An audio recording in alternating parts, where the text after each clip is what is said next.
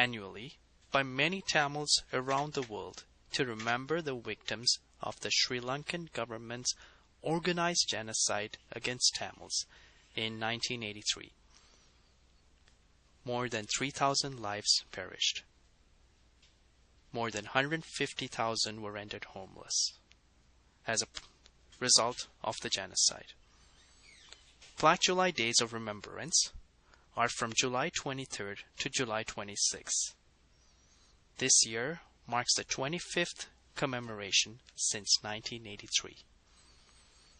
We have gathered here today to heal ourselves from the pain experienced by the acts of the genocide, to remember the victims, and to thank Canada for giving us refuge and a safe haven. These are a few acts that illustrate the unspeakable tragedies and pain suffered by Tamils during July 1983. Tamils were tortured alive to death. Women were raped. Dead bodies were scattered on the streets. Many Tamils were humiliated severely. A Sinhala mob is seen in the picture dancing around a Tamil youth after torturing and stripping him naked in Colombo, 23rd July 1983. Several young university students were also killed. Academic institutions were destroyed to deprive the Tamils from receiving education. Tamils experienced the worst atrocities. The London Daily Express reported a witness statement on 29 August 1983 as follows. A bus full of Tamils were forced to stop in front of us in Colombo, and a Sinhalese mob poured petrol over the bus and set it on fire. They blocked the car door and prevented the Tamils from leaving the vehicle. Tamil cultural and religious sites were also destroyed. Temples, libraries, community centers. More than 20,000 Tamil owned business, factories, and shops were also destroyed. Tamil owned establishments were ruined with the intention to destabilize the Tamil economy. Tamil homes were looted. In the images, we can see mobs carrying away suitcases loaded away from the homes.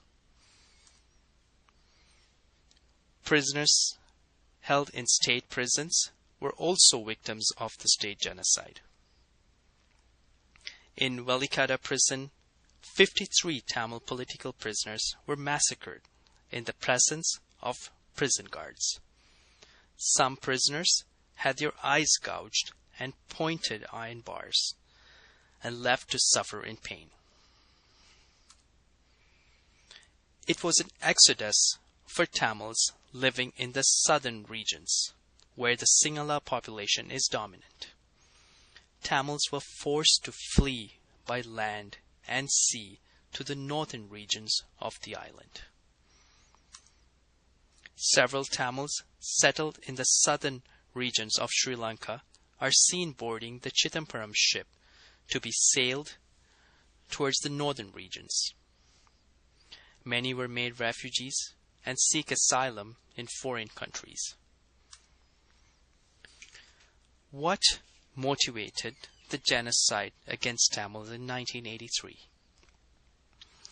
An attack on army personnel in Jaffna, which left 13 dead, has always been cited for the spontaneous upsurge of hatred among the Sinhalese people towards the Tamil people. But this was not the reason clearly. I think they were waiting for something, a trigger to get this plan in action, because it just couldn't have happened overnight, that when the bodies arrived at the airport in Colombo, that all of a sudden riots start in different parts without it being coordinated. Months earlier, they had gone round pretending to take a census or something and made a note about the Tamil homes. We were all marked, They were saying, oh, we'll be chasing all the Tamils out of this place. We'll see what they are going to do and all that sort of thing. They had a list of all the Tamil names, and this man pointed out the houses where the Tamils lived. We saw him doing that. My sister's house, in her house, she heard them bringing a list of names, and they basically had the electoral list, and they were saying, oh, this is Ganeshan's house. The names are pretty obvious. Based on the names, you know that it's a Tamil name or Sinhalese name. So they were basically burning houses based on the electoral list and what the surnames are like. In an interview by the 1983 President of Sri Lanka, J.R. Jayawardena, published by the Daily Telegraph in UK on 11th July 1983. He quotes, "I am not worried about the opinion of the Tamil people. Now we cannot think of them, not about their lives or their opinion. The more you put pressure on the North, the happier the Sinhalese people will be here. Really, if I starve the Tamils out, the Sinhala people will be happy." Sinhala governments resorted to murderous violence to terrorize the Tamils into submission.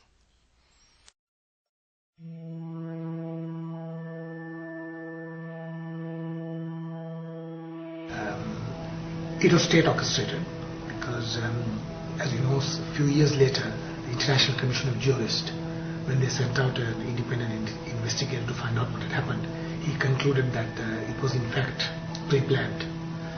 So it was a pre-planned act done with the assistance of the government or sponsored virtually by the government in order to teach the Tamils a lesson for seeking equality and dignity.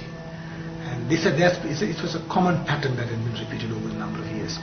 Coming and stopped, and they actually made everyone get down and identify themselves. So these 6 were held back, and they asked the other 5 to run for their lives, and they did. And this is what we heard afterwards, is that they were all killed. They put tires on their bodies and they burnt them.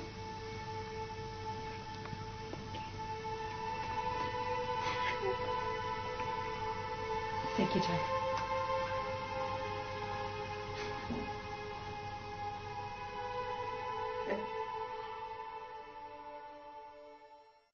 Here are some media releases that were published in response to the 1983 acts of genocide against the Tamil population. The International Commission of Jurist Review declared in December 1983 as follows: "Under the Convention on the Prevention and Punishment of the Crime of Genocide, the evidence points clearly to the conclusion that the violence of the Sinhala rioters on the Tamils in June, July, August 1983 amounted to acts of genocide." Another media release follows.